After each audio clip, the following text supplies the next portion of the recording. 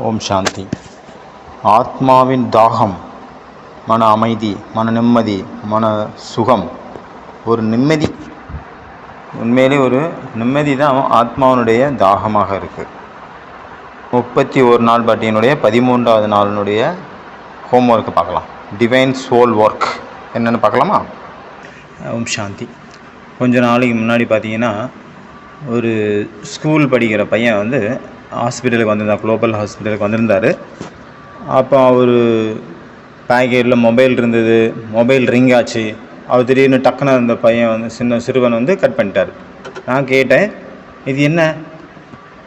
அவர் சொன்னார், இது அலாரம் அப்படின்னு. அதில் பாட்டு பாடிச்சுல, பாட்டு என்ன பாடிச்சு அப்படின்னா, அடே படி, அடே படி அப்படின்னு. அடே படிடா, அடே படிடா அப்படின்ட்டு அது ரிங்டோன். நான் கேட்டேன், அப்புறம் இது என்ன அப்படின்னு. அவர் பார்த்தீங்கன்னா ஒரு மணி நேரத்துக்கு ஒரு தடவை அந்த ரிங்டோன் வர மாதிரி செட் பண்ணி வச்சுருக்காரு. அடே படிடா, அடே படிடா அப்படின்னு. அது ஹிந்தியில் அரே படலே, அரே படலே அப்படின்னு ஹிந்தியில். ஒவ்வொரு மணி நேரத்துக்கு ஒரு தடவை அது அலாரம் அடிக்குது. அப்போ எக்ஸாமுக்கு முன்னாடி எக்ஸாமினுடைய திட்டங்கள் வகுக்கணும். நாளைக்கு எக்ஸாம் இல்லை, நாளைக்கு மார்ச் 14 நாளைக்கு எக்ஸாம். 1995வது வருடத்தினுடைய 33 முரளிகளுடைய ஒட்டுமொத்த எக்ஸாம் நாளைக்கு. இன்னும் 24 மணி நேரம் தான் நம்ம கையில் இருக்குது. அப்போ இது ஒரு ஸ்ட்ராட்டஜி ஆகிடுச்சு இல்லையா, ஒரு திட்டம். அதாவது அலாரம் செட் பண்ணி வச்சுருக்கிற ஒரு மணி நேரத்துக்கு ஒரு தடவை அலர்ட்னஸ் கொடுக்கறதுக்காக. எப்படி டிராஃபிக் கண்ட்ரோல் வருது அதே போல் சின்னதாக ஒரு ரிங்டோன் ரெடி பண்ணி வச்சுக்கலாம், அது சப்தம் வர மாதிரி. இதற்கு தான் சொல்லப்படுது அலாரம் ஹேக் அப்படின்னு. ரெண்டாவது பார்த்தீங்கன்னா டைகர் ஸ்ட்ராட்டஜி, புலியினுடைய திட்டம். இதில் என்ன அப்படின்னா, நீங்கள் 14 மணி நேரம் 12 மணி நேரம் உட்காந்து படிக்கணும்னு அவசியம் கிடையாது. 1 மணி நேரம் படிங்க, 1 மணி நேரம் படிச்சுட்டு விட்டுருங்க. அப்புறம் ஏதாவது வேலை பார்த்துட்டு அப்புறம் மறுபடியும் வாங்க, அப்போ கொஞ்சம் படிங்க. ஏதாவது விட்டு ஒரேடியாக உட்காந்து படித்து அப்புறம் பார்த்தீங்கன்னா சில நேரம் மூளை மைண்ட் பிளாக் ஆயிரும். அதனால் விட்டு படிக்கிறது. இதுக்கு பேர் தான் டைகர் ஸ்ட்ராட்டஜி அப்படின்னு பேர். அடுத்தது 3வது பார்த்தீங்கன்னா ரிவர்ஸ் சைக்காலஜி. ரிவர்ஸ் ஸ்ட்ராட்டஜி அப்படின்னா, எப்போ எக்ஸாம் வருமோ அப்போ நம்ம எக்ஸாமினுடைய பிளான் பண்ணணும். அதாவது எக்ஸாமுக்கான டைம் டேபிள் பண்ணக்கூடாது. சாப்பிட்றது, குடிக்கிறது, சுற்றுறது, ரெடி ஆகிறது, இது எல்லாம் ரெகுலர் ருட்டீனாக இது என்ன பண்ணணும் அப்படின்ட்டு பிளான் பண்ணிவிட்டு மீதி உள்ள டைம் ஃபுல்லாகவே படிக்கணும். படிக்கிறதுக்கு பிளான் பண்ணுறது இல்லை, மற்ற காரியங்களுக்கு பிளான் பண்ணிவிட்டு மற்ற நேரம் ஃபுல்லாக, மீதி உள்ள நேரம் ஃபுல்லாகவே படிப்பு. இதுக்கு பேர் தான் பார்த்தீங்கன்னா ரிவர்ஸ் சைக்காலஜி, தலைகீழான சைக்காலஜி. அதனால் நாளைக்கு நம்மளுடைய எக்ஸாம் எமர்ட் 20வது எக்ஸாம். இதில் 33 அவ்யக்த முரளி இருக்குது. இதில் யார் இது வரைக்கும் ஒரு எக்ஸாம் கூட அட்டன் பண்ணலையோ, எந்த ஒரு கிளாஸும் அட்டன் பண்ணல, எந்த ஒரு ரெகுலர் எக்ஸாம் கூட அட்டன் பண்ணல, கிளாஸும் கேட்டதில், முரளியும் படிக்கலை, இந்த மாதிரி யார் இருக்காங்களோ, இன்றைக்கி தான் உங்களுக்கு தெரிய வந்தது எக்ஸாம் அப்படின்னு. உடனே எக்ஸாம் எழுதுக்கு நீங்கள் விரும்புகிறீங்க அப்படின்னா உங்கள் கையில் 24 மணி நேரம் இருக்குது. 24 மணி நேரத்தில் 33 அவ்யக்த முரளியை படிக்கணும். அப்போ இவ்வளோ பெரிய டார்கெட்டு, இதை எப்படி பண்ணுறது? இதை பற்றி நம்ம 7 விஷயங்கள் பார்க்கலாம். முதல் விஷயம், பயப்படக்கூடாது. ஓகே, பேனிக் ஆகிடக்கூடாது. எக்ஸாம் நேரத்தில் ஃபீவர் வந்துடுறதுல நிறைய பேருக்கு. ஏன்னா கீழே விழுறது யார்? குதிரையில் இருக்கிறவங்க தான் கீழே விழுவாங்க மைதானத்தில். யுத்த மைதானத்தில் கீழே விழுவது யார்? குதிரையில் சவாரி செய்பவர்கள். ஆனால் முட்டி போட்டு நடந்துட்டு இருக்கிறாங்க அப்படின்னா அவங்க எப்படி கீழே விழுவாங்க?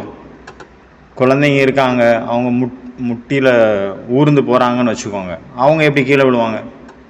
கீழே விழுறது யார் குதிரையில் போகிறாங்களோ அவங்க தான் விழுந்துருவாங்க. இந்த பாரதத்தை ஆண்ட முதல் முஸ்லீம் மன்னர் இருக்கிறாரே ஆப்கானிஸ்தான்லேருந்து, அவரு கூட குதுப் மினார்னு நினைக்கிறேன் அவர் பேர். அவரு கூட அப்படி தான் குதிரையில் போகும்போது தான் கீழே விழுந்து இறந்து போயிடுவார், குதிரை சவாரியில்.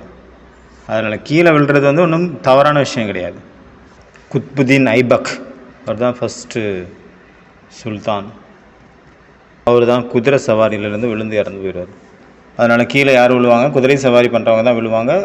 ஏற்கனவே கீழே முட்டியில் நடந்துட்டுருக்குறாங்க அப்படின்னா கால்கள் மூலமாக அவங்க எப்படி விழுவாங்க?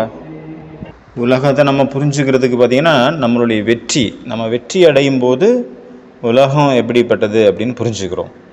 எப்போ நம்ம தோல்வி அடைகிறோமோ அப்போ என்னுடைய குவாலிட்டியை அப்போ தான் நான் யாருன்னு புரிஞ்சுக்கிறேன். அதனால் உலகத்தை புரிஞ்சுக்கணும் அப்படின்னா வெற்றி ரொம்ப முக்கியமாக இருக்குது. தன்னைத்தானே புரிஞ்சுக்கணும் அப்படின்னா அங்கே தோல்வி முக்கியமாக இருக்குது. அதனால் நீங்கள் கீழே விழுறதுக்கு பயப்படாதுங்க. நமக்கு கிட்ட எத்தனை மணி நேரம் இப்போ இருக்குது? 24 மணி நேரம் நம்ம கையில் இருக்குது. காலையில் 5 மணிக்கு எக்ஸாம். 33 முரளியை ஸ்டடி பண்ணணும். அதில் வேணும்னா நீங்கள் அலாரம் வச்சுக்கலாம். அடே படி அடப்படி அப்படின்ட்டு ஏதாவது ஒரு ரிங்டோனை வச்சுக்கலாம். சும்மா ஃபஸ்ட்டு பார்த்தீங்கன்னா 1995 வருஷத்தினுடைய 33 முரளியை நம்ம எடுத்துக்கலாம். குரூப்பில் எல்லாருக்கும் அனுப்பியாச்சு கொஸ்டின்ஸு. ஃபஸ்ட்டு முரளி பார்த்தீங்கன்னா 9 ஜனவரி 1995. லாஸ்ட்டு முரளி பார்த்தீங்கன்னா 31 டிசம்பர் 1997. இந்த 3 சேர்ந்து 33 முரளி. 95, 96, 97 வருஷம். அப்போ டோட்டலாக 33 முரளி இருக்குது. நமக்கு மொத்தம் நம்ம கையில் 24 மணி நேரம் இருக்குது. இந்த கிளாஸை கேட்கும்போது இன்னொன்று டைம் குறைஞ்சிருக்கும். 12 மணி நேரம் தான் இருக்கும். அப்போ இவ்வளோ நேரத்தில் நம்ம இதெல்லாம் படிக்கணும். எப்படி படிக்கிறது?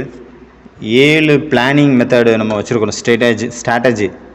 அதில் ஃபஸ்ட்டு பார்த்திங்கன்னா ஆங்கர் வேர்ட்ஸ் மெத்தட். அப்படின்னா முரளி எடுத்துக்கோங்க.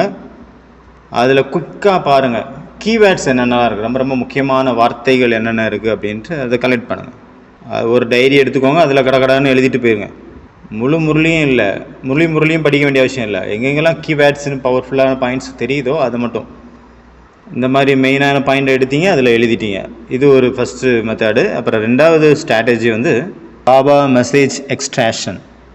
இந்த இதில் என்ன அர்த்தம் அப்படின்னா முரளியிலையும் பார்த்தீங்கன்னா இதில் பாபா என்ன தான் சொல்ல வராரு, என்ன சொல்கிறாரு, மேட்ரு என்ன, கதை என்ன. லேட்டஸ்ட்டாக நம்ம பார்த்த முரளியில் பரமாத்மாவுடைய அன்புனுடைய பேஸ் பண்ணி இருந்தது ஒரு முரளி. இன்னொன்று வள்ளல் தன்மையை பற்றி இருந்தது. இன்னொன்று சிவராத்திரியை பற்றி இருந்தது. அப்புறம் கோபத்தை வெற்றி அடைகிறத பற்றி இருந்தது. சில முரளி மதுபன் வாசிகளுக்காக இருந்தது. இது ஃபுல் பாஸ்ட் ரீடிங். அதாவது இந்த முரளியினுடைய மொத்த கதை என்ன, எதுக்காக இந்த சொல்லப்பட்டது இந்த முரளி, இதில் என்ன சொல்ல வராரு அப்படிங்கிறது அந்த சாராம்சத்தை புரிஞ்சுக்கிறது. இது புது வருஷத்துக்கானது பாபா சொல்கிறாரா, ஹோலிக்காக சொல்கிறாரா, தூய்மைக்காக சொல்கிறாரா, சிவராத்திரிக்கு சொல்கிறாரா, தீபாவளிக்கு சொல்கிறாரா. சில நேரம் கிறிஸ்மஸை பற்றி சொல்லியிருப்பார். சில நேரத்தில் ஏதாவது ஒரு விசேஷமான இன்னாக்ரேஷன் ப்ரோக்ராம் இருக்கும், அதுக்காக வந்திருப்பார். சில நேரம் சோனல் மீட்டிங்காக வந்திருப்பார், அதாவது ஆனுவல் மீட்டிங்காக வந்திருப்பார். பி பார்த்தாச்சா பாபா மெசேஜ் எக்ஸ்ட்ராக்ஷன். 2வது சி கிளஸ்டர் ரிவிஷன் மெத்தடு. இப்போ ஒரு முரளியினுடைய ரொம்ப முக்கியமான தீம் என்னவாக இருந்தது, ஆத்மா பற்றி சொன்னார், ஓகே. பரமாத்மா பற்றி சொன்னார், ஓகே. சத்தியத்தை பற்றி சொன்னார், ஓகே. இப்படி மெயினான விஷயம் என்ன எடுத்தீங்க, அந்த 5 பாயிண்ட்டு 3 பாயிண்ட்டு, அவ்வளோதான், முடிஞ்சது. Main theme. அடுத்து ஃபார் எக்ஸாம் ப்ரெடிக்ஷன் ஸ்கேன். அதாவது எக்ஸாமில் என்னென்னலாம் கேட்பாங்க, என்னென்னலாம் கேட்க வாய்ப்பு இருக்குது. அதாவது ஒரு லைன் படிக்கிறீங்க, படிக்க பார்க்கும்போது உங்களுக்கு ஒரு லைன் தோணுது. எக்ஸாமில் எதை கேட்பாங்க அப்படின்னா கம்ப்ளீட் லைனை கேட்பாங்க. அந்த ஒரு லைனில் பார்த்திங்கன்னா எல்லாமே இருக்குது. அது ஒரு டிஃப்ரெண்ட்டான லைனாக இருக்கும். அது பாதி லைன் கிடையாது, அது சாரமாக இருக்கும். அது முழு லைனுமே சாரம் நிறைந்ததாக இருக்கும். இந்த மாதிரி எக்ஸாம் ப்ரெடிக்ஷன் இது மனசுக்குள்ளே நம்ம டிசைட் பண்ணோம் என்னவா இருக்கும் அப்படின்னு. அடுத்தது பார்த்திங்கன்னா ஃப்ளாஷ் ரெக்கார்டு ட்ரில். அதாவது நம்ம என்னெல்லாம் பாயிண்ட்ஸு ஒரு பேஜ் 2 பேஜ் நம்ம க்ரியேட் பண்ணி வச்சுருந்தோம் ஃபஸ்ட்டு பாயிண்ட் படி முக்கியமான பாயிண்ட்ஸை, அதை ஒரு தடவை ரீகால் பண்ணணும். நாளை காலையில் அமிர்த வேளையில் அதுக்கப்புறம் 33 முரளி இருக்கு இல்லையா, அந்த 33 முரளியும் கொஞ்சம் கொஞ்சமாக அதை நினச்சி பாருங்கள், யோசிங்க அதை பற்றி. 33 தடவை பாபா வந்தார். 33 தடவையும் வேறு ஆடியன்ஸ் இருந்தாங்க. ஒவ்வொரு தடவையும் இருந்த ஆடியன்ஸுக்காக அது சம்பூர்ணமான சத்தியம், அது சம்பூர்ண சத்தியமாக இருந்தது. அந்த முரளியை கேட்டு நிறைய பேருடைய வாழ்க்கையை மாறி இருக்கும். இப்படியும் இருக்கலாம், அதுதான் அவங்க லைஃபினுடைய முதல் முரளியாகவும் இருந்திருக்கலாம். அதில் ஒரு ரொம்ப அபலை பெண்ணுங்க, ரொம்ப பந்தனத்தில் கட்டுப்பட்ட, வரவே முடியாமல் பல வருஷமாக தவிச்சிட்டு இருந்த ஒரு மாதாஜி அங்கே வந்திருக்கலாம். அந்த நேரத்தில் முரளி கேட்டிருக்கலாம். அவங்களுக்குள்ள மனசில் என்ன ஓடிட்டுருக்கோம், அந்த முரளியை அட்டன் பண்ணும்போது கேட்க என்ன ஃபீல் ஆகிருக்கும், அவங்க என்ன மாதிரி நிலைமையில் வந்திருந்தாங்க, அவங்களுடைய நிலைமை என்னவாக இருந்திருக்கும். நிறைய பேர் மதுபன் வரணும்னு நினச்சிருப்பாங்க, ஆனால் வர முடியாமல் போயிடுச்சு. லாஸ்ட் நேரத்தில் ட்ரெயினை மிஸ் பண்ணியிருக்கலாம், ட்ரெயினில் ஏற போயிருக்கலாம், ட்ரெயின் கிளம்பியிருக்கலாம், அப்படி கூட மிஸ் ஆகிருப்பாங்க நிறைய பேர். ஆட்டோ பிடிச்சி போனாங்க, போய் இறங்கினோன்னு இறங்குறதுக்கு முன்னாடி 10 நிமிஷத்துக்கு முன்னாடி ட்ரெயின் கிளம்பிடுச்சு. இப்படியும் இருக்கும். இன்னும் கொஞ்சம் சீன்ஸ் நம்ம வந்து எமர்ஜ் பண்ணலாம். இப்போ 33 முரளி இருக்கு இல்லையா, இந்த 33 முரளியும் என்னுடைய வாழ்க்கையே மாற்றிடும். இந்த எக்ஸாம்ங்கிறது ஒரு விஷயமே கிடையாது, இது ஒரு சின்ன விஷயம். இந்த எக்ஸாம் கூட ஒரு மாயா. இதில் முக்கியமானது என்னது, நம்ம மைண்டுக்கு வந்து ஒரு டிசிப்ளின் கொண்டு வரோம், அவ்வளோதான். அதனால் எக்ஸாம் வந்து ஒரு நேர்மையாக உண்மையாக எக்ஸாம் கொடுக்கணும். போன எக்ஸாமில் நான் பார்த்தேன், நிறைய பேர் வந்து 5 நிமிஷத்தில் 10 நிமிஷத்தில் எக்ஸாம் எழுதி முடிச்சிட்டாங்க. நாங்கள் பார்க்குறோம், எல்லாமே எங்களுக்கு தெரியுது, டேட்டா கனெக்ஷன் எல்லாமே. அங்கே கொடுத்துற கொஸ்டினை படிக்கிறதுக்கே 10 நிமிஷம் பத்தாது. 5 நிமிஷத்தில் வந்து எக்ஸாம் எழுதினாங்க, முடித்தாங்க, ஃபுல் மார்க், 100க்கு 100. இப்படி நடக்க வாய்ப்பே கிடையாது. 10 நிமிஷத்தில் பேப்பர் நியூஸ் நீ கொஸ்டினை கூட படிக்கவே 10 நிமிஷம் ஆயிரும். எப்படி இந்த மாதிரி நடந்தது, அது அவங்கள தான் கேட்கணும், எழுதுனவங்கள தான் கேட்கணும். இந்த காலத்தில் வந்து ஏஐ வந்து பிரபலமாக இருக்குது, எங்கே இருந்தாலும் எப்படியாவது கண்டுபிடிச்சி கொடுத்துருது. நம்ம கொஸ்டின் பேப்பரை வந்து ரெடி பண்ணி வச்சுருந்தா கூட ஆட்டையை போடுறதுக்கு நிறைய ஏஐ இருக்குது. அந்த கொஸ்டின் பேப்பரை எடுத்துடுறாங்க, எல்லாமே பண்ணலாம். ஒருத்தர் வந்து 4 ஐடி வச்சுருப்பார், இமெயில் ஐடி. சத்தியம் அப்படிங்கிறது ஒன்று தான், ஆனால் அசத்தியம் அப்படிங்கிறது நிறைய இருக்குது. அசத்தியத்தின் மார்க்கம் நிறைய இருக்குது, சத்தியத்தின் மார்க்கம் ஒன்றே ஒன்று. அதனால் ஃபெயில் ஆனால் கூட பரவாயில்ல, யாரும் உங்களை ஒன்றும் சொல்ல போகிறதில்ல. ஆனால் சத்தியம், உண்மை அப்படிங்கிறது ரொம்ப முக்கியம். நல்ல மார்க் எடுத்திருக்கேன், 100க்கு 100 வாங்கிட்டேன்னு ஸ்க்ரீன்ஷாட் எடுத்து அனுப்புகிறாங்க. அதுக்காக இந்த மாதிரி ஃப்ராட் வேலை நிறைய பேர் பண்ணுறாங்க. இது பேர் புகழெல்லாம் டாப்பர் எடுக்கிறது இதெல்லாம் ஒன்றும் கிடையாது. இதெல்லாம் ஒரு பைசாவுக்கு உதவாது. ட்ராஃபி வேணால் வாங்கிக்கலாம், அதை எடுத்து யூஸ் பண்ணவும் முடியாது. அதை எடுத்து விற்று ஒரு தங்க கோப்பை கொடுக்குறாங்க அப்படின்னா அதை விற்று ஒரு கடலை மிட்டாய் கூட வாங்க முடியாது. இதெல்லாம் வந்து தன்னுடைய மனசுக்குள்ளே நிறைய பேர் ப்ரோக்ராமாக செட் பண்ணி வச்சுக்கிறாங்க.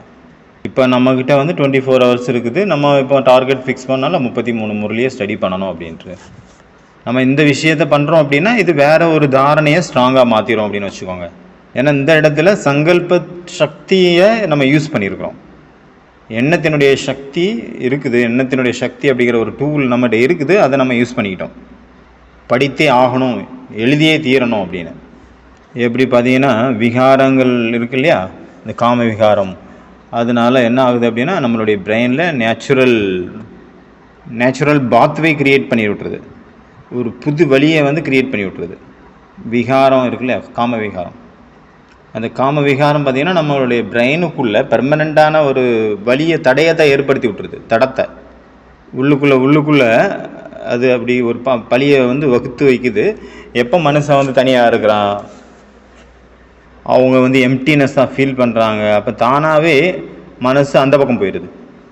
ஏன்னா அங்கே ஏற்கனவே ரோடு போட்டு வச்சுருக்குல்ல, அந்த ட்ராக்கில் போகிறதுக்கு ஒரு சின்ன ஒரு இசாரா போதும், அந்த ட்ராக்குக்கு தானாகவே போயிடும். ஏன்னா அது ரொம்ப ஆழமான ஒரு ட்ராக்கு அங்கே க்ரியேட் ஆகிருக்குது. ஏன்னா இந்த ஒரு காரியத்தில் பார்த்திங்கன்னா மிக அளவுக்கு அதிகமான பயங்கரமான டோப்போமின் அப்படிங்கிற சுரப்பி வந்து சுரக்குது. டோப்போமின் அப்படிங்கிறது என்ன பண்ணுது, அளவுக்கு அதிகமான சுகத்தை ஃபீல் பண்ண வைக்குது. ஆனால் இந்த டோப்போமின் ஒரிஜினல் டோப்போமின் கிடையாது, இது ஒரு ட்ராப்பு, ஒரு வலை, சிலந்தி வலை மாதிரி வலை விரித்து காத்துட்ருக்கு உங்களை இழுக்கிறதுக்காக. இது வந்து ப்ராமிஸ் கொடுத்துட்டு ஏமாற்றக்கூடிய ஒரு டோப்போமின். இது வந்து ப்ராமிஸ் பண்ணும், நான் உனக்கு சுகம் கொடுப்பேன் அப்படின்ட்டு, ஆனால் சுகம் கொடுக்குது அப்படின்னா ஒரு செகண்டுக்கு ஒரு ஹையஸ்ட் ஒரு பொய்யான ஒரு சுகத்தை காட்டுது, கொடுக்குது. ஆனால் உடனே அது முடிஞ்சிடுச்சு, அப்போ உடனே அங்கே எம்டினஸ் ஃபீல் ஆகுது, ஒன்றுமே இல்லாத நிலை. கூடவே ஒரு பச்சாதாபம், கூடவே களைப்பு தன்மை, டயர்ட்னஸ். இந்த 3 விஷயங்களையும் அந்த டோப்போமின் வந்து வர வச்சிருது.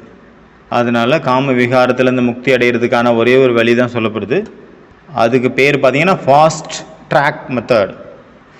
Track forward method. அதாவது இது லஸ்ட் அப்படின்னு வச்சுக்கோங்க, இது விகாரம், இந்த காம விகாரத்தில் நம்ம ஈடுபடுறதுனால நமக்கு என்ன ஆக போகுது அப்படிங்கிறத முன்னாடியே நம்ம ரியலைஸ் பண்ணுறது. என்ன ஆக போகுது முடிஞ்ச பிறகு இந்த 3 விஷயங்கள் பார்த்தோம்ல. முதல்ல ரொம்ப அதிகமான களைப்பு ஏற்படும், அப்புறம் எம்டினஸ் ஃபீல் ஆகும், ஒன்றுமே இல்லாதது மாதிரி ஃபீல் ஆகும். அடுத்தது பச்சாதாபம் ஃபீல் ஆகும், அது அளவுக்கு அதிகமான பச்சாதாபம், கில்ட் ஃபீல் ஆகும்.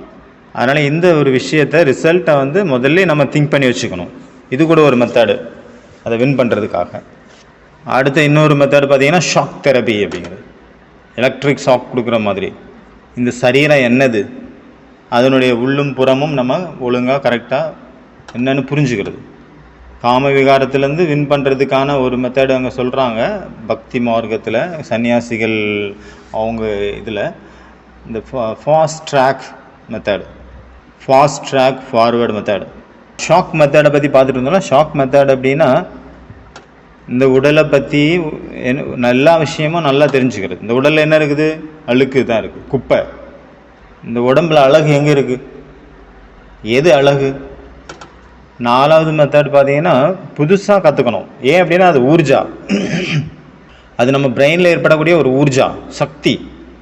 அந்த எப்படி மடை திறந்த வெள்ளம் போல் டேமை திறந்தால் அது அங்கே தண்ணி வந்து தான் ஆகணும். அதே போல் இது கூட ஒரு ஊர்ஜா, கெமிக்கல் ரியாக்ஷன் அப்படிங்கிற மாதிரி. அதை தடுக்க முடியாது நம்மளால், ஆனால் அதை திருப்ப முடியும். டேம் கட்டி திருப்பி விட்றாங்கல்ல, அதே போல். அப்போ புதுசான ஒரு இதில் வந்து நம்ம அதை புகுத்தலாம், அந்த எனர்ஜியை. புதுசாக ஒரு லாங்குவேஜ் கற்றுக்குவாங்க. நிறைய பேர் ஹிந்தி கற்றுக்காமல் இருக்காங்க, பிகேஸு. ஹிந்தி கற்றுக்குவாங்க. நம்ம தாய்மொழி தமிழ் அப்படிங்கிற பட்சத்தில் தந்தை மொழி யார், இது வந்து ஹிந்தி, அப்படி தானே? அப்போ கண்டிப்பாக கற்றுக்கணும்ல. இது எவ்வளோ பெரிய வெக்கக்கேடு, இந்த ஹிந்தி கூட தெரியாமல் இருக்கிறீங்க. உங்கள் இன்ஸ்டியூஷன்லேயே ஹிந்தி இருக்குது, ஹிந்தி தான் முக்கியத்துவம் வாய்ந்ததாக இருக்குது. அப்போ நீ ஹிந்தி கற்றுக்கலை அப்படின்னா இது எவ்வளோ பெரிய வெக்கக்கேடல. அதுவும் தந்தையினுடைய லாங்குவேஜ், நம்ம பாபா வந்து அந்த லாங்குவேஜில் தான் பேசிகிட்டு இருக்கிறார் அப்படின்னா அது கூட தெரியலை அப்படின்னா எவ்வளோ வெக்கக்கேடான விஷயம். அவ்வளோ ரொம்ப பிஸியாக இருக்கீங்களா, டைமே இல்லையா? இது கூட ஒரு வெக்கக்கேடான விஷயம் தான் நான் சொல்லுவேன். சரி, ஹிந்தி நல்லா தெரியுமா, இங்கிலீஷை டெவலப் பண்ணுங்கள். ஹிந்தி கூட பார்த்தீங்கன்னா கற்றுக்கிட்ட மாதிரி தான் தெரியும், ஆனால் அது பெரிய ஒரு கடல். அது டெய்லி புது புது பாயிண்ட்ஸு நமக்கு தெரியாதது வந்துட்டுருக்கு. முரளியில் கூட ஏதாவது புதுசாக ஸ்கில் கற்றுக்குவாங்க, புது ஸ்பெஷாலிட்டி ஏதாவது ஒரு புதுசு. சமைக்கிறது, இப்போ ஒளி பண்ணுறது, சப்பாத்தி நிறைய பேருக்கு பண்ண தெரியல, சப்பாத்தி பண்ண கற்றுக்குங்க. அதில் சப்பாத்தியில் எத்தனை வெரைட்டி இருக்குது, எத்தனை பராட்டாங்கிறது அங்கே இருக்குது ஹிந்தியில். இந்த பரோட்டா கிடையாது, நம்ம பரோட்டா சால்னா கிடையாது, அங்கே பராட்டா அப்படின்ட்டு ஒரு 10 வகையான பராட்டா இருக்குது. அப்புறம் டேப்லா அப்படிங்கிற பேரில் அது 10 வகையான டேப்லா இருக்குது. சப்பாத்தியில் எத்தனை வெரைட்டி இருக்குது, சுக்கா ரொட்டி எத்தனை இருக்குது, எப்படி பண்ணுறது, எவ்வளோ இருக்குது. இதெல்லாம் நம்ம கற்றுக்கலாம். ஏன்னா எல்லோரும் நிறைய பேர் வந்து சுகர்னு சப்பாத்தி தான் சாப்பிட முற்படுறாங்க. அப்போ சப்பாத்தி அவங்களுக்கு செய்ய தெரியாதனால செய்கிறதில்ல. இந்த மாதிரி இதாக ஒன்று கற்றுக்கலாம். பாகற்காய் எப்படி கசப்பு இல்லாமல் சமைக்கிறது. நிறைய பேர் சமைக்கிறாங்க, கசப்பு வாயில் வைக்க முடிய மாட்டேங்குது, அதனால் நிறைய பேர் சாப்பிட மாட்டேங்கிறாங்க. அதை கசப்பு இல்லாமல் எப்படி சமைச்சு மற்றவங்களுக்கு கொடுக்குறது, அவங்க வயிற்றுக்குள்ளே போயிடணும் அந்த பாகற்காய். அதுக்கு நம்ம என்ன பண்ணலாம், அது அவங்களுக்கு கசப்பில்லாத மாதிரி எப்படி சமைச்சு கொடுக்கலாம், இந்த மாதிரி யோசிக்கலாம். நிறைய விஷயம், நிறைய ஸ்போர்ட்ஸ் இருக்குது, கேம்ஸ் இருக்குது. இது நம்ம கம்ப்யூட்டர் ஃபோனில் சொல்லலை, நம்ம ஸ்தூலமாக சொல்லிகிட்ருக்கோம். இல்லைனா எக்ஸசைஸ் பண்ணுங்கள், ஸ்டார்ட் பண்ணுங்கள் எக்ஸசைஸு. இல்லைனா ஏதாவது ஒரு எக்ஸாம் எழுதுங்க. இப்போ கூட நம்ம டெய்லி எக்ஸாம் எழுதுகிறோம், அப்புறம் மாதத்துக்கு ஒரு தடவை எக்ஸாம் எழுதுகிறோம். இந்த நம்ம எக்ஸாம் எழுதுறது கூட பழைய நியூரோ ட்ராக் இருக்கு இல்லையா, ஏற்கனவே இந்த தடன்னு சொன்னோம்லாம் பார்த்தோம்ல. நம்ம இதெல்லாம் பண்ணுறோம் அப்படின்னா அந்த விகாரத்தினுடைய இல்லை கோபத்தினுடைய பழைய அந்த விகாரங்கள், காம விகாரம், கோப விகாரம், அதனுடைய ட்ராக் ஏற்கனவே உருவாக்கி இருக்குதுன்னு சொன்னோம் இல்லையா. அந்த வழியில் தான் அது அந்த சக்திகள் வேஸ்ட் ஆகிட்டு இருக்கு. ஏன்னா ஏற்கனவே வழி இருக்கிறனால அதில் தான் போகுது. அதை வந்து இந்த மாதிரி நம்ம செய்கிறோம் அப்படின்னா நம்ம புது ட்ராக்கை உருவாக்குறோம் அப்படின்னு அர்த்தம். புதுசாக ஒரு ட்ராக்கை நீங்கள் கொடுக்குறீங்க, புதுசாக ஒரு வேலை கொடுக்குறீங்க. அதாவது நான் 24 மணி நேரம் தான் என்கிட்ட இருக்குது, 33 முறையிலையும் நான் ஸ்டடி பண்ணணும். அதுக்கு நீங்கள் என்ன கொடுத்துட்டீங்க, அப்போ அதுவே தானாகவே யோசிக்க ஆரம்பிக்கும். ஒரு டார்கெட்டை நீங்கள் செட் பண்ணி கொடுத்துட்டீங்களா, அந்த மூளையே தானாகவே வேலை செய்யும், அது யோசிக்கும் என்ன அதுக்காக என்ன பண்ணணும் அப்படின்ட்டு உங்களுக்கு அது ஆஃபர் பண்ணும். உங்களுக்கே சப்கான்ஷியஸ் மைண்டு தான் இதில் வந்து முக்கியமாக பங்கு வகிக்கும். அது வந்து அதுக்கு நம்ம சொல்லிட்டோன்னா அது தானாகவே ப்ரோக்ராம் பண்ண ஆரம்பிச்சிடும். அது வந்து அங்கங்கேயும் போகாது. எப்போ மனசு காலியாக இருக்கோ அப்போ தான் அது அங்கங்கேயும் போகும், அந்த சப்கான்ஷியஸ் மைண்டு. நம்ம நிறைய தடவை பார்த்துருக்கோம்ல, காலையில் நம்ம சீக்கிரம் எந்திரிக்கணும், நாளைக்கு மஸ்ட்டு எந்திரிச்சே ஆகணும் அப்படின்ட்டு நம்ம ஆள் மனசுக்குள்ளே உள்ளுக்குள்ளே கொஞ்சம் அழுத்தமாக நம்ம சொல்கிறோம் அப்படின்னா எந்திரிக்கணும் அப்படின்ட்டு உள்ளுக்குள்ளே நினைக்கிறோம் அப்படின்னா ஆள் மனசு என்ன பண்ணுது, அதுக்கு 5 நிமிஷத்துக்கு முன்னாடி நம்மளை எழுப்பி விட்டுருது. அலாரம் வச்சுருந்தா கூட அதுக்கு முன்னாடி எழுப்பி விட்டுருது. அதனால் ஆள் மனசு வந்து அவ்வளோ ரொம்ப நேர்மையானது. அது நம்ம சும்மா வச்சுருக்கும் போது தான் அது வேண்டாத பக்கத்தில் போகுது. அவன் வேலை கொடுத்தோன்னா அது வேலையை கரெக்டாக செய்யக்கூடிய ஒரு ஒபீடியன்ட் சர்வெண்ட். இப்போ என்னெல்லாம் நம்ம பார்த்தோமோ அது நம்ம குரூப்பில் வந்துருச்சு பாருங்கள், ஏற்கனவே தமிழ்லேயே வந்துருச்சுன்னு நினைக்கிறேன். ஃபஸ்ட்டு என்ன பார்த்தோம், முரளியினுடைய முக்கியமான பாயிண்ட்ஸை மட்டும் எடுக்கிறது. ரெண்டாவது, முரளியில் வந்து பாபாவனுடைய செய்தி என்ன, முக்கியமாக எதை பற்றி அவர் சொல்ல வராரு, சிவராத்திரியா நியூ இயரா, இப்படி பார்த்தோம். ரெண்டாவது மெத்தட். மூணாவது மெத்தட் முக்கியமாக பார்த்தீங்கன்னா ஒரு முரளியில் வந்து 5 பேராகிராஃப் இருக்குன்னா 5 விஷயத்தை பற்றி பாபா சொல்லியிருப்பார். அந்த முக்கியமான 5 பாயிண்ட்டை மட்டும் எடுத்துக்கிறது. யார் வந்து முரளியை ரிவிஷன் பண்ணுறீங்களோ அவங்க பார்த்தீங்கன்னா பார்ட்டிஷன் பண்ணணும். அந்த முரளியை ஃபஸ்ட்டு துண்டு துண்டாக்கிடணும். முரளியில் பார்த்தீங்கன்னா 6 பேராகிராஃப் இருக்குன்னு வச்சுக்கோங்க, அதை 6 காலமாக பிரிச்சுக்கோங்க. இது ஸ்டெப் நம்பர் 1 ஆச்சு. அப்புறம் ஸ்டெப் நம்பர் 2 வந்து அந்த ஒரு துண்டு இருக்கு இல்லையா, துண்டு பண்ணீங்களா, அந்த இதுக்கு வந்து ஒரு பேர் கொடுங்க. ஒரு துண்டு பார்த்தீங்கன்னா பாபா வந்து இன்றைக்கி இவங்களை மீட் பண்ண வந்தார். இன்னொரு துண்டு பார்த்தீங்கன்னா பாபா வந்து கோபத்தை பற்றி சொல்கிறாரு, இல்லை ஆத்மவிமானியை பற்றி சொல்கிறாரு. அடுத்தது 3வது பாபா தூய்மையை பற்றி சொன்னார். 4வது பார்த்தீங்கன்னா ப்ராமிஸை பற்றி சொன்னார். அப்புறம் பாபா ஒரு குரூப்பு வந்தாங்க நடுவில், அப்போ குரூப்பை பற்றி பேசினார். அதான் இதே மாதிரி அதை பிரிச்சுட்டு அதுக்கு ஒரு பேர் கொடுத்துட்டீங்க. அப்புறம் இது முடிஞ்சிச்சு. அப்புறம் அதில் வந்து ஒரு எக்ஸாம்பிள் என்ன சொன்னார் பாபா அப்படிங்கிறத தேடணும். இதுக்காக நம்ம வந்து என்ன ஒரு எக்ஸாம்பிள் கொடுக்கலாம் இந்த பேராகிராஃபுக்காக, இல்லை எந்த ஒரு ஸ்டோரி கொடுக்கலாம், இல்லை ஏதாவது ஒரு பழமொழி ஏதாவது சொல்லலாம், இல்லை என்ன டாபிக் கொடுக்கலாம். மொத்தத்தில் ஒரு எக்ஸாம்பிள் கொடுத்தாலும் சரி, இல்லை ஒவ்வொரு பேராகிராஃபுக்கும் ஒவ்வொரு எக்ஸாம்பிள் கொடுத்தாலும் சரி. இதுதான் ஒரு ஸ்ட்ராட்டஜி, அதாவது ஒரு திட்டம், பிளான். இது பார்த்தீங்கன்னா ஒரு நல்ல மெத்தடு. நிறைய பேர் பார்த்துருக்குறேன், காலையிலேருந்து எடுத்து உட்காந்துடுறாங்க, முரளி எடுத்து படிச்சுட்டே இருக்காங்க. நிறைய மாதாஸ் பார்த்துருக்குறோம். ஆனால் சரி, என்னது எதுக்காக படிக்கிறீங்க, என்ன திட்டம் உங்களுடைய திட்டம் என்ன அப்படின்னு கேட்டால், என்ன திட்டம், ஒரு பிளானும் கிடையாது, சும்மா படிச்சுட்டு இருக்கேன் அவ்வளோதான் போப்பா அப்படின்றாங்க. காலையிலேருந்து ராத்திரி வரைக்கும் படிச்சுட்டே இருக்காங்க. எதுக்கு படிக்கிறாங்கன்னு தெரியல, என்ன படித்தாங்களோ ஞாபகம் இல்லை. அதனால் நோட்டு பக்கத்தில் வச்சுட்டு அது பிளான் பண்ணணும். பிளானிங் ரொம்ப முக்கியம், இல்லைன்னா ஞாபகம் இருக்காது முரளி. அப்புறம் இன்னொரு மெத்தட் பார்த்தீங்கன்னா, அது என்ன டேட்டினுடைய முரளி, அதனுடைய தலைப்பு என்ன. அதனால் பயப்படாதுங்க, இன்றைக்கி உங்களுக்கு ஹோம்ஒர்க்கே கிடையாது. இன்றைக்கி இதுதான் ஹோம்ஒர்க்கு. அந்த 33 முரளியினுடைய கொஸ்டின்ஸ் கூட உங்களுக்கு வந்திருக்கலாம், இல்லை முரளியை கூட ரிவைஸ் பண்ணக்கூடிய எப்படி நீங்கள் பிளான் பண்ணி வச்சுருக்கீங்களோ அதே மாதிரி இன்றைக்கி அதுதான் உங்களுக்கு ஹோம்ஒர்க்கு. எக்ஸ்ட்ரா ஹோம்ஒர்க் கிடையாது. தைரியமாக நீங்கள் வந்து உங்கள் ஸ்டடியை பண்ணுங்கள். அதனால் நீங்கள் இன்றைக்கி 33 முரளி படிக்கணும். இன்றைக்கி எல்லா குரூப்பும் பார்த்தீங்கன்னா க்ளோஸில் இருக்கும். எந்த ஒரு போஸ்ட்டும் நீங்கள் போட முடியாது, போஸ்ட் போடக்கூடாது. படிங்க ஒழுங்கா. இன்றைக்கி நாளை எக்ஸாம் வச்சுட்டு இன்றைக்கி என்ன உங்களுக்கு குரூப்பில் மெசேஜ் அனுப்புறது, ஒழுங்காக படிங்க. இது பார்த்தீங்கன்னா எக்ஸாமுக்காக மட்டும் கிடையாது. இப்போ 33 முரளியிலேருந்து 33 பாயிண்ட்ஸ், பவர்ஃபுல்லான பாயிண்ட்ஸை நீங்கள் எடுத்துட்டீங்க அப்படின்னா கூட நம்ம லைஃபே சேஞ்ச் ஆகிரும். நம்ம லைஃபுக்கு யூஸ்ஃபுல்லானதாக கூட இருக்கலாம். இந்த எக்ஸாம் இன்னும் ஒரு நாள் முடிஞ்சிட போகுது, அவ்வளோதான். அதுக்கப்புறம் அது யூஸ் ஆகும்ல. இந்த நேரத்தில் நம்ம எடுக்கும்போது நம்ம மைண்டு ரொம்ப ஃபோக்கஸ்டாக இருக்கிறனால நல்லா ஷார்ப்பாக டச் ஆகும் அந்த பாயிண்ட்ஸ். அப்போ எழுதி வச்சுக்கோங்க. 33 முரளியிலேருந்து 33 பாயிண்ட்ஸ், பவர்ஃபுல் பாயிண்ட்ஸ். நிறைய பாயிண்ட்ஸ் இந்த மாதிரி எடுத்துட்டீங்கல்ல, இதை வந்து ராத்திரி தூங்குறதுக்கு முன்னாடி ஒரு ரிவைஸ் பண்ணுங்கள். அப்புறம் காலையில் அமிர்த வேலையில் ரிவைஸ் பண்ணுங்கள். இப்போ நம்ம யோகா பண்ணுறோம் அப்படின்னா கூட, டிராஃபிக் கண்ட்ரோல் யோகா பண்ணுறோம், ஈவினிங் யோகா பண்ணுறோம் அப்படின்னா இதில் கூட அந்த பாயிண்ட்ஸு என்னெல்லாம் முக்கியமான பாயிண்ட்ஸோ அதனுடைய சிந்தனைகளை கூட நம்ம அங்கே வச்சுக்கலாம் அந்த யோகாவுக்கு பதிலாக. இப்போ யோகாவில் பார்த்தீங்கன்னா ரொம்ப எல்லாத்த விட ரொம்ப முக்கியமான விஷயம் ஒரு விஷயம். ஆனால் அதுக்கு வந்து நம்ம 5 நிமிஷம் தான் கொடுக்குறோம், 5% தான் கொடுக்குறோம். அதுக்கு கொடுக்கணும் 80%. 5% தான் நம்ம கொடுக்குறோம். யோகாவை டிவைட் பண்ணுங்கள், 80%, அப்புறம் 20%. 80%, 80% பார்த்தீங்கன்னா தன்னை ஆத்மா அப்படின்னு புரிஞ்சுக்கிறதுக்காக டைம் கொடுக்கணும். 20% மீதி இருக்கிற அந்த 20% பாபா சந்திப்பு, பாபா மிலன். நம்ம என்ன பண்ணுறோம், இதுக்கு வந்து 10 நிமிஷம் 20 நிமிஷம் கொடுக்குறோம், 20% கொடுக்குறோம், மீதி எல்லாத்துக்கும் 80% கொடுக்குறோம் பாபா மீட் பண்ணுறதுல. ஃபவுண்டேஷனே அங்கே இல்லாமல் போயிடுச்சுல, எங்கே இருந்து பாபா மீட் பண்ணுறது? இதை வந்து ரிவர்ஸ் பண்ணுங்கள். அதாவது யோகா அப்படின்னா 80% ஆத்மாபிமானி நிலை ப்ராக்டிஸு, 20% பாபா மீட்டு ப்ராக்டிஸு. 20% என்ன பார்த்தோம்? யூனியன் வித் காட், அதாவது பரமாத்மா கான்சியஸ், சுப்ரீம் கான்சியஸ். அதனால் ஆத்மாவுக்கு தான் நிறைய ஒர்க் பண்ணணும். நீங்கள் முதல்ல சரீரத்துலேருந்து விடுபடணும்ல, அப்போ தானே அங்கே கனெக்ட் ஆகும். நிறைய நம்ம சொல்லியிருக்கிறோன்னா நம்மளுடைய உணர்ச்சிகளை வந்து ஒவ்வொரு உடலினுடைய ஒவ்வொரு அங்கங்கள்லேயும் பார்த்து அதை சாந்தப்படுத்துறது, பாடி ஸ்கேனிங், மூச்சு பயிற்சி என்னெல்லாமோ பார்த்துருக்குறோம் நம்ம. அப்புறம் சரீரத்திலேருந்து விடுபடக்கூடிய பயிற்சி, அப்புறம் ஆத்மீக ஸ்திதியில் நிலச்சிருக்கிறது, அப்புறம் ஆத்மீக சொரூபத்தில் நிலச்சிருக்கிறது. அதாவது ரொம்ப நேரம் அதிகமாக நம்ம ஆத்மாபிமான நிலைக்கு நம்ம டைம் கொடுக்கணும். ஒருவேளை 45 நிமிஷம் யோகா பண்ணுறீங்க அப்படின்னா அது வந்து 30 நிமிஷம் 35 நிமிஷம் ஆத்மா உணர்வுக்கான பயிற்சிக்கு தான் நம்ம டைம் கொடுக்கணும். பரமாத்மாவை மறந்துடுங்க, பரவாயில்ல.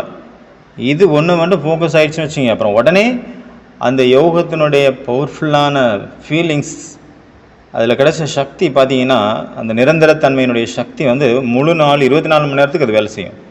நம்ம என்ன பண்ணிகிட்ருக்கோம் இவ்வளோ நாளாக? நம்ம ஆத்மா அப்படின்ட்டு 5 நிமிஷம் பண்ணுறோம், அப்புறம் நேரடியாக பரந்தாமத்துக்கு போயிடுறது. அப்புறம் அங்கே போனேன், ஜப்பான் போனேன், ஈரான் போனேன், ஈராக் போனேன், இஸ்ரேல் போனேன், அமெரிக்கா போனேன் அப்படின்னு சகாஸ் கொடுக்க ஆரம்பிச்சிடும். அங்கங்கேயே சுற்றிட்டு இருக்கிறோம். புரிஞ்சுதான் 80% ஆத்மாபிமான நிலையினுடைய பயிற்சி இருக்கணும், 20% உடலினுடைய பரமாத்மாவினுடைய பயிற்சி, அந்த சந்திப்பினுடைய பரமாத்மா சார்ந்த அந்த சுப்ரீம் சோல் கான்சியஸ்னஸில் இருக்கணும். அதாவது பரமாத்மானுடைய சந்திப்பாகட்டும், இல்லை ட்ராவலிங் ஆகட்டும், இல்லைனா சகாஸ் ஆகட்டும், அந்த நேரத்தில் நீங்கள் 1 செகண்ட் சகாஸ் கொடுத்தீங்கன்னா கூட அது பவர்ஃபுல்லான சகாஸாக இருக்கும். யாரையோ ஒருத்தவங்கள நான் எமர்ஜி பண்ணி அவங்களுக்கு சக்திசாலியான சகாஸ் கொடுத்துட்டேன். அந்த காலத்தில் உள்ள யோகிகள் நம்ம கேள்விப்பட்டிருக்கோம்ல, ஒரு இடத்துல தான் இருப்பாங்க, அவங்க என்னெல்லாம் பண்ணாங்க அப்படின்னு. அவங்கள்ட்ட அவ்வளோ சித்திகள் இருந்தது. எப்படி? ரொம்ப பவர்ஃபுல்லான ஸ்டேஜஸ் இருந்தது அந்த சன்னியாசிகள்கிட்ட அந்த காலத்தில். அப்போ யோகா அப்படின்னா அந்த இடத்துல பார்த்தீங்கன்னா நிரந்தரமாக 24 மணி நேரம் அந்த யோகத்தினுடைய அசர் இருந்துகிட்டே இருக்கும். அதாவது 24 மணி நேரம் யோகா அப்படின்னு சொல்லிக்கலாம், நிரந்தர யோகா. அதனால் இவ்வளோ காரியம் நம்ம பண்ண வேண்டியது இருக்குது.